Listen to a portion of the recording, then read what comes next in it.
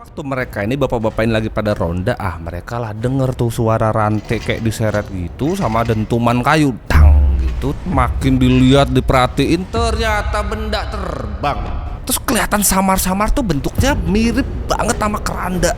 Gak lama dari itu si Agus bangun, kejang-kejang dia. Terlebih yang lebih aneh lagi, di punggung Agus ini kayak ada baretan. Selamat datang di Cerita Rijal Book di episode ke-15. Gue sangat amat percaya dengan sebuah peribahasa di mana bumi dipijak, di situ langit dijunjung. Jadi mau dimanapun kita harus tetap respect, harus tetap menghargai dari nilai-nilai budaya di tempat-tempat yang berbeda. Nah, ini berlawanan sama yang dilakuin sama Agus. Cerita hari ini datang dari Adit yang mengkisahkan cerita dari omnya, Cahyo dan juga Agus. Agus ini udah dikasih tahu lah sama si Cahyo, tapi masih tetap ngeyel. Udah dikasih tahu ngeyel, malah nantangin. Tapi yang tidak pernah Agus sangka, akibat dari ucapan dan juga tindakan dia ini akhirnya bakalan tidak pernah kita sangka. Siapin kopi dan juga makanan kalian, sini gue ceritain.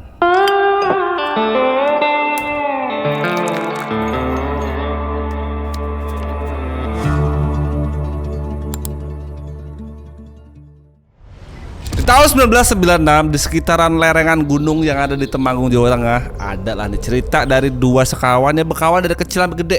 Namanya adalah Cahyo dan juga Agus. Cahyo ini orangnya tuh sederhana, sopan, tipikal soft boy gitu kalau anak-anak sekarang bilangnya. Orangnya nurut, gak neko-neko lah dia. Tapi tahun itu 96 kan ya, budaya itu masih kental banget gitu. Dia masih percaya sama yang mitos lah, dia masih percaya sama pamali-pamalian gitu. Cahyo inilah punya teman dekat namanya Agus yang aku bilang tadi. Agus ini kontradiktif banget sama Cahyo, berbanding terbalik. Kalau Agus ini orangnya rame, pecicilan, petakilan gitu. Ya tipikal bocah yang enak dan rame di tongkrongan gitulah. Nah, mereka berdua ini teman kental gitu dari kecil gitu. Sayangnya mereka harus terpisah sama jarak dan waktu. Asik, gara-gara si Agus ini harus lanjutin studinya di Jogja. Jadi sempat keputus tuh koneksi mereka. Ya mungkin sesekali aja waktu hari raya balik gitu ya ketemu. Tapi sisanya jarang, si Agus ini jarang pulang kampung. Nah, long story short, selesailah studinya si Agus ini dari Jogja. Pulanglah dia ke kampung halamannya. Tapi dengan watak dia emang dari awal tuh gaul gitu bocahnya. Dan sempat di kota beberapa waktu gitu ya. Pulang nih dia udah ke kota-kotaan gitu lah bocahnya. Udah gak lagi tuh dia ngomong aku kamu gitu, lu gue gitu dia udah.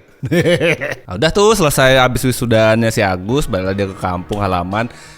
Di kampung halaman ini orang pertama yang pengen dia cari dan dia temuin ya tentu aja teman dia dari kecil, Cahyo itu tadi. Pulanglah sampai kampung langsung dicari si Agus. Langsung dicari si Cahyo. Yo, gua udah di rumah nih yo, lo gak mau nginep dulu tempat gua yo. Gayung bersambut, karena yang dirasain Cahyo juga ya lama lah, kangen gitu, lama gak ketemu kan. Dia kuliah mungkin 4-5 tahun gak ketemu dan sering bareng gitu ya. Gak disia-siain momennya. Ya diyain lah masih Cahyo nih. Oke, aku nginep lah tempat Gus. Nah, di waktu yang bersamaan di kampung mereka ini, oh ya by the way mereka satu kampung ya. Nah, di waktu yang bersamaan di kampung mereka ini lagi ada wabah demam tinggi gitu lah, yang waktu itu disebutnya dengan pagebluk. Nah, gara-gara wabah pagebluk ini beberapa warga di sana tuh ada yang kritis dan bahkan juga ada yang sampai kehilangan nyawa. Awalnya warga-warga di sana tuh ngerasa kalau ya ini kayak kita pandemi gitu aja. Maksudnya ini penyakit yang menular biasa aja yang mungkin bisa sembuh dengan obat dan juga istirahat yang cukup. Sampailah ada satu waktu nih bapak-bapak yang ronda di kampung itu, malam mereka habis ronda, besok paginya serentak orang yang ronda malam itu tuh pada sakit semua. Sakitnya juga sama gitu ya. Bukan 1-2 orang gitu ya. Maksudnya semua orang yang ronda malam itu tuh sama, demam tinggi semua. Dan cerita yang diceritain dari mereka nih masing-masing bisa sama persis. Jadi ceritanya semalam itu waktu mereka ini bapak-bapak ini lagi pada ronda, mereka lah denger tuh suara rantai kayak diseret gitu sama dentuman kayu, dang gitu. Arah suaranya ini dari arah hutan yang deket sama kampung mereka.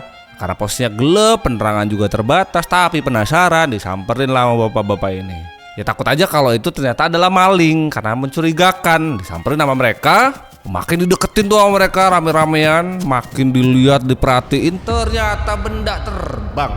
Terus kelihatan samar-samar tuh bentuknya mirip banget sama keranda. Takut kan mereka ya, walaupun ramean tapi kan begitu takut lah ya. Takut mereka balik badan nih, ambil lari pelan-pelan ini, ambil baca doa sambil mereka pura-pura tidak melihat apa yang mereka lihat malam itu. Itulah yang diceritain sama mereka sama Mbah Mijan. Nah, Mbah Mijan ini siapa bang? Mbah Mijan ini kayak sesepuh yang ada di kampung itu. Nah, denger itu Mbah Mijan yang selaku sepuh bini sepuh di kampung itu, dia lah ngasih himbauan ke warga-warga di kampung tersebut. Setelah malam ini semua warga tidak ada yang boleh keluar malam-malam. Kalau sudah malam masuklah rumah masing-masing, pintu jendela semuanya ditutup. Pokoknya jangan ada sampai celah lobang dari rumah kalian. Denger ya. Selain itu Mbah Mijan juga ngasih tahu, pokoknya setelah ini tidak ada lagi orang-orang begadang, tidurlah lebih cepat, jangan larut-larut. Ya, pas tidur mata sama telinga ditutup. Sama yang terpenting kata Mbah Mijan, tidak ada yang boleh tidur di atas kasur. Nah aneh kali, nggak boleh di atas kasur, tidur di mana? Jadi menurut Mbah Mijan ini bukan cuman sebatas pagebluk biasa nih, ini bukan cuman sebatas penyakit wabah aja nih. Bisa jadi ini adalah teror yang dilakukan oleh makhluk gaib yang bernama lampor. FYI teman-teman, jadi lampor ini menurut kepercayaan mistis orang yang ada di Jawa sana, ada yang percaya kalau lampor ini bentukannya seperti keranda yang terbang gitu, yang nyari sesembahan. Di lain versi ada juga yang bilang kalau lampor ini adalah bayangan besar hitam gitu yang bisa berpindah-pindah tempat nih cepet. Ada juga di lain versi yang bilang kalau lampor ini adalah pasukan yang datang untuk nyari persembahan. Ya gitulah, versinya masing-masing gitu. Rumor yang beredar di masyarakat dulu, lampor ini nggak bisa jongkok deh nih. Jadi dia nggak bisa ngambil sesuatu yang ada di bawahnya. Lek deh lu lampor lu. Nah, jadi dia nggak bisa tuh ngambil apa-apa yang ada di bawah. Makanya dipercayai kalau dia tuh hanya bisa ngambil jiwa-jiwa yang ada di atas. Makanya kasur tadi dihimbau sama Pak Mbah Mirjan. Tapi versi ini macem-macem. Biasanya tiap daerah tuh beda lah versinya. Nah, balik lagi nih sama si Agus sama Cahyo tadi. Nah, denger kabar itu, Cahyo lah tadi yang punya tujuan mau nginep tempat Agus jadi bimbang dia nih. Aduh nih, satu sisi nih lama gak ketemu sama Agus, nongkrong sama Agus seru kali ya. Tapi di kampung lagi rame banget nih rumor-rumor beginian. Bimbang dia, cuman ya udahlah ya, lama gak ketemu nih. Terabas aja lah. Dengan ragu nih akhirnya berangkatlah Cahyo ke rumahnya si Agus. Karena Cahyo ini masih percaya banget tuh mitos-mitos begituan. Nah sampailah dia ke rumahnya si Agus. Nah, ngobrol lah, nongkrong tuh mereka berdua teras sampai malam tuh. Waktu nunjukin jam 10 malam.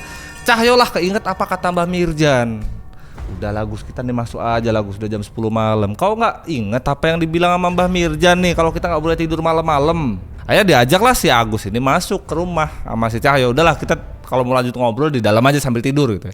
Di tengah-tengah mereka lagi mau tidur, Cahyo lagi ngingetin lagi. Kata Mbah Mirjan nih kita nggak boleh tidur di kasur Gus. Aku sih mending di bawah ya. Kalau kau mendingan ikut aku aja di bawah. Agus lah emang yang karakter wataknya kayak gue bilang tadi, agak selengean, tengil gitu dia, rebel bocahnya. Apalagi dia sempet lama di kota, balik lagi di kampung, dapat cerita mitos-mitos beginian. Ya ngeyel lah dia, nggak percaya. Lah yo zaman sekarang gini-gini masih percaya aja yo. Udah santai kagak bakal terjadi apa-apa. Tapi karena si Agus ini ngerasa respect lah dia sama Cahyo ini udah mau nginep di rumah dia. Oke lah, gua hargain lah. Ya wes yo, akulah ikut kau tidur di bawah. Akhirnya lah mereka berdua tidur di bawah sesuai sama yang diminta sama Cahyo tadi. Nah, malam pertama mereka nginep bareng nih berjalan lancar seperti yang diharapkan mereka berdua gitu ya. Sampailah waktu pagi, nggak terjadi tuh apa yang ditakutin sama si Cahyo gara-gara ceritanya Mbak Mijan tadi. Tengil lah si Agus. Kata gua juga apa kagak ada apa-apa kan, aman-aman baik kan. Ini nih gua kalau nurutin lu beginian sampai bermalam-malam nih, punggung gua sakit masuk angin yo. Sambil mereka sarapan tuh ngerasa lega gitu ya karena nggak terjadi apa-apa. Ya udahlah, sesuai dengan tujuan pertama mereka ngumpul nih, mereka pengen reunian aja. Mainlah mereka seharian, ngajakin teman-teman kecil dulu tuh main seharian di kampung. Sampai selesai malam pun tiba. Pulanglah mereka semuanya ke rumahnya si Agus lagi, ya mandilah, makan segala macem. Nah setelah kejadian itu, apalagi lewat hari pertama tuh aman-aman aja tuh malam pertama. Ngobrol lagi mereka berdua di teras sampai jam 11 malam ini. Lihat waktunya ada jam 11, Cahyo lah keinget sama apa yang dikatakan nama Mbah Mijan. Wah Gus, udah jam 11 Gus, ayolah kita buru-buru masuk aja Gus. Sekarang kita buru-buru masuk, siap-siapin karpet, tikar segala macam, tidur kita. Jangan lebih dari ini udah lebih, kita harusnya dari jam 10 tadi. Si Agus tuh ngeliatin si Cahyo ini bengong, ngapa mau cari gupek. Si Agus lah ngerasa muak karena hari-hari si Cahyo begini terus. Ngomong lah dia masih Cahyo nih. Udah apa lagi sih yo? Hari kemarin kita udah lewat tuh 1 malam gak terjadi apa-apa sampai pagi. Ini mau apa lagi yang ditakutin yo? Udah mending tidur di kasur, tidur di lantai sakit, masuk angin. Baru percaya gua kalau lu sakit gara-gara masuk angin. Terserah lah yo, lu mau tidur di lantai ya silakan lah. Pokoknya tapi malam ini aku mau tidur di kasur titik. Bener kejadian tuh si Cahyo tidur di bawah, Agus gak mau tidur di bawah, Agus lah tidur di kasur.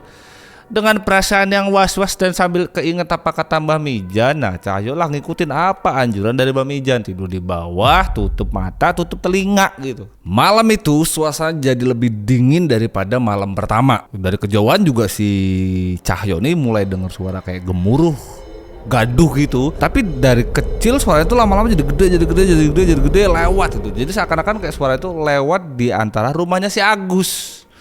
Dengan perasaan ketar-ketir dan ketakutan, Cahyo lah tidur dia. Sebangunnya dari tidur, bener aja ternyata paginya nggak terjadi apa-apa. Makin tidak terjadi apa-apa, lo bayangin si Agus nih makin tengilnya kayak apa gitu.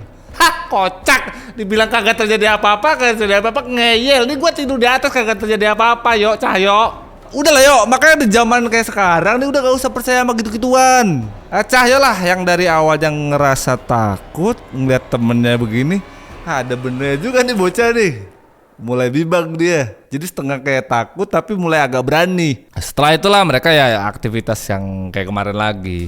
Gua sih kalau pulang kampung sih nyari tempat-tempat ciblon zaman kecil gitu ya. Mungkin mereka juga begitu tuh, main di tempat-tempat mereka dulu main kecil. Mungkin air terjun, tempat mandi atau apa gitu ya. Aktivitas tuh seharian, balik lagi lah mereka ke rumahnya si Agus. Masuklah di malam ketiga si Cahyo ini nginep rumah Agus. Nah di malam ketiga inilah makin ngeyel nih si Agus. Nah di malam inilah mereka tuh nongkrong lagi lah di teras. Berdua tuh ngobrol, gak kerasa saking asiknya ngobrol sampai jam 11 malam. Di tengah seru-serunya mereka lagi ngobrol tuh jam setengah malam. Angin kenceng banget nih, tiba-tiba datang aja wush gitu. Sama kedenger lagi suara gaduh yang persis banget sama yang didengar sama Cahyo waktu di malam sebelumnya. Tapi ini suaranya jelas banget karena mereka lagi di depan rumah, tapi nggak tahu nih arahnya dari mana. Nah yang bikin serem lagi, setiap si Cahyo nih ngerasa ada sesuatu yang nggak bener gitu ya yang dirasain gitu ya, nengok lihat kanan kiri gitu ya. Pas dia nengok ke kanan nih kayak seakan-akan di ujung mata dia ngeliat ini kayak ada benda yang bergerak. Tapi waktu dia tengok gini gak gerak, gak ada benda yang aneh atau mencurigakan. Daripada bingung sendirian, Cahyo lah nanya sama si Agus.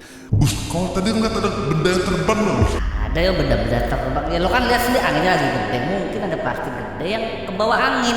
Itu aja, lo usah mikir repot-repot. Ngerasa gak dapet jawaban yang pasti dari si Agus.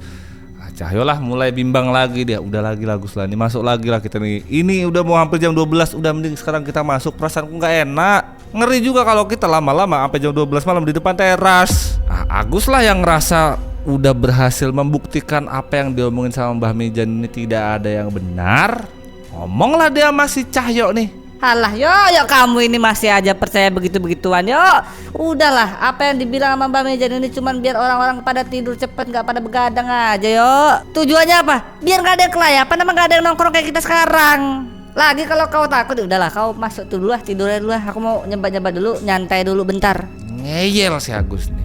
Denger jawaban si Agus gitu, Cahyo lah, udahlah terserah Gus, karep-karepmu Gus, aku mau tidur aja. Yang penting aku udah ngingetin, nanti kalau ada apa-apa terserah. Aku mau tidur, masuklah si Cahyo nih ke dalam kamar, nyiapin karpet segala macem, tidur lagi di bawah. Sama nggak lupa dia mah omongannya Mbak Mijan, suruh nutup pintu, jendela, pokoknya nggak boleh ada lobang. Berdiri lagi si Cahyo ini, ditutup lah semuanya, jendela ditutup, pintu ditutup, pokoknya nggak ada celah sama sekali. Tepat di jam 12, Agus lah nyusulin si Cahyo masuklah si Agus ke kamar, ngeledek tapi ini bocah. Begitu si Agus masuk ke kamar, jendela yang tadi udah ditutupin semuanya sama Cahyo tuh dibuka sama dia, dibuka jendelanya, dibuka pintunya lebar-lebar, tidur baringan santai di atas kasur. Cahyo lah ngeliat Agus begitu kesel. Cok ibu, Cahyo gak bisa dikasih tahu emang. Kau kalau emang mau nyari celaka nggak apa-apa sendiri, jangan ajak-ajak orang lain. Gak usah nantangin kalau nggak mau kena akibatnya juga. Agus lah emang dari awal nggak pernah percaya nih, ngomong lah dia sama Cahyo. Emang ngapa sih yo? Udah tenang aja, nggak bakal terjadi apa-apa, enggak. Ini lagi aku buka juga biar gak gerah, biar dingin, biar sejuk, kita tidur enak. Lagi nggak akan terjadi apa-apa, enggak. Udah tenang aja, tenang, tidur. Cahyo yang ngerasa udahlah ini yang penting aman aja, dibales lagi sama dia. Udahlah yuk tutup aja yuk. Kumohon lah tutup aja jendelanya.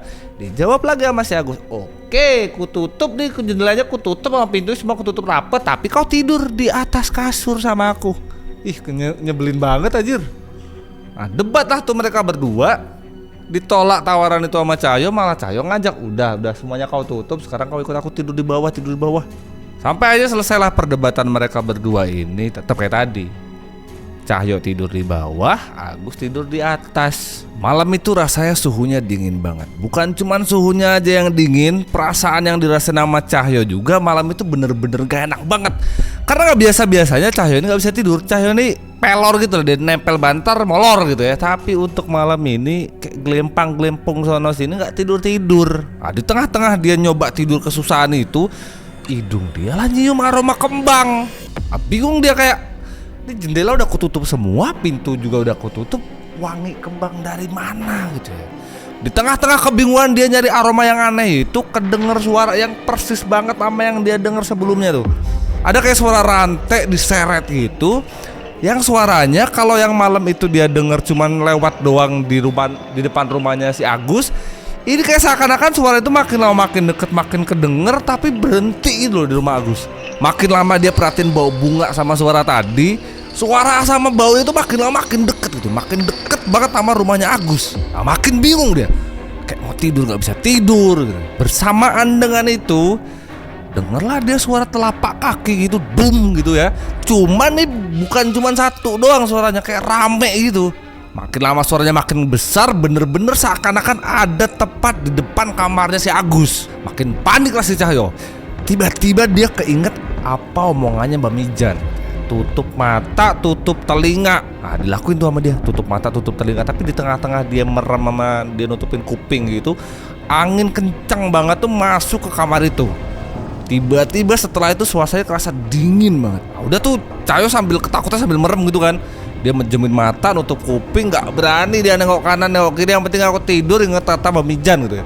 Di tengah-tengah situasi itu, di posisi dia merem gini nih, dia kerasa kayak kasur yang ditidurin sama si Agus nih kayak goyang kenceng gitu, keras banget. Tapi sama-sama dia tuh denger kayak suara orang minta tolong, tapi ketahan gitu suaranya. Belum lagi suara-suara yang dia denger tadi tuh kayak rantai diseret lah, suara tapak kaki yang dentumannya kenceng.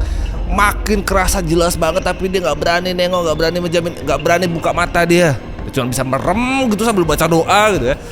Pelan-pelan semua suara, semua bau-bauan yang aneh yang dirasain tadi pelan-pelan ngilang, terus gak kerasa sama sekali. Sampai akhirnya Cahyo lah bisa tidur. Panjang banget malam ini. Besok paginya Cahyo lah bangun dari tidur. Cuman yang dirasain Cahyo ketika bangun tidur ini keringetan tuh sebadan, kayak habis ngapain gitu ya, keringet cucuran gitu ya. Cuman kalau diinget-inget lagi kan semalam perasaan di kamar perasaannya dingin. Aneh aja gitu, banyak dingin tapi keringetan. Dia lagi ingat itu, khawatir dia kepikir Agus. Dia langsung berdiri dari tempat tidurnya, tengoklah di kasur Agus. Iya, aman, Agus masih tidur, tidak terjadi apa-apa. Lega lah si Cahyo, karena Cahyo pikir aduh kalau kejadian semalam tuh kenapa Agus inilah yang pasti udah gak jelas nasibnya gimana. Tapi ngelihat Agus masih tiduran gitu, lega lah si Cahyo. Sampai bete dia gara-gara pas dia lagi ngecek si Agus tiduran baringan di kasur, dia ngeliat jendela kok dibuka. Nah, padahal kan udah jelas-jelas dia bilang semalam ya udah kita sepakat, yang penting lo mau tidur di atas terserah, yang penting jendela segala macam tutup. Nah, sambil bete si Cahyo ini bangunin si Agus. Nah, pas dia lagi bangunin si Agus, kaget dia. Kalau dia ngerasa gerah bangun tidur keringet, dia ngeliat si Agus lebih ekstrim lagi. Badannya bener-bener keringet segede-gede gaban gitu ya. Terus panas, demam aja gitu tiba-tiba. Badannya keringetan, mukanya pucet. Gak lama dari itu si Agus bangun, kejang-kejang dia. Terlebih yang lebih aneh lagi, di punggung Agus ini kayak ada baretan. Long story short, karena Agus kondisinya udah begitu ya, langsunglah sama keluarga dibawa Agus ke puskesmas terdekat. Pas dicek di puskesmas ternyata sama nih, Agus ini kena penyakit yang sama kayak wabah yang lagi rame di kampung itu. Cuman bedanya demamnya si Agus ini lebih tinggi daripada orang-orang sebelumnya. Sejak hari itu si Agus sama Cahyo udah jarang lagi ketemu, karena pikir Cahyo juga ya udahlah biarin Agus nih istirahat, proses recovery biar cepat sembuh gitu ya. Tapi itu lama ternyata, nggak sehari 2 hari demamnya turun. Sesekali si Cahyo ini sempet jengukin si Agus. Karena si Cahyo ini masih ngerasa ada sesuatu yang aneh di malam itu. Dan setelah kejadian malam itu juga kan mereka nggak ada waktu untuk ngobrol kan. Dia juga penasaran sebenarnya malam itu yang dirasain sama dia itu sama nggak sama yang dirasain sama si Agus. Tapi setiap bahas itu Agus bener-bener diem, nggak mau cerita apapun. Kayak seakan-akan dia tuh ngehindar untuk ngebahas itu. Terlebih setiap Cahyo ini nanya sama keluarganya Agus, setelah malam itu Agus tuh jadi sering diem, sering bengong. Kayak keceriaannya si Agus tuh hilang. Lo kan pada tahu kan ya karakter si Agus kan tadi tengil apa cicilan. Ini nggak jadi kayak beda orang gitu loh. Jadi pendiam, nggak banyak omong. Kalau bengong tatapannya kosong. Setelah beberapa minggu, yang nggak pernah Cahyo sangka, temen lama yang nggak pernah dia temuin sekalinya ketemu cuman beberapa malam, Agus lah harus menghembuskan napas terakhirnya. Kematian Agus ini jadi menimbulkan banyak pertanyaan gitu ya buat warga kampung. Jadi orang-orang kampung tuh jadi berasumsi Agus nih memang kena wabah yang lagi rame. Terus beberapa orang yang dengar cerita dari Cahyo jadi seakan-akan cocokologi. Mungkin aja si Agus ini gara-gara lampor ya, nggak ada yang pernah tahu lah ya. Itu dia untuk cerita di episode 15. Gua pribadi sih gua nggak percaya yang aneh-aneh. Maksud gue namanya sakit ya bisa dijelaskan secara medis gitu ya. Ya mungkin aja wabah ini memang lagi rame, terus kemudian lagi rame itu lampor, jadi kayak seakan-akan dikait-kaitin gitu ya. Cuman balik lagi ke kepercayaan masing-masing. Kalau menurut lo pada gimana? Lo orang ada pernah cerita soal lampor gak sih?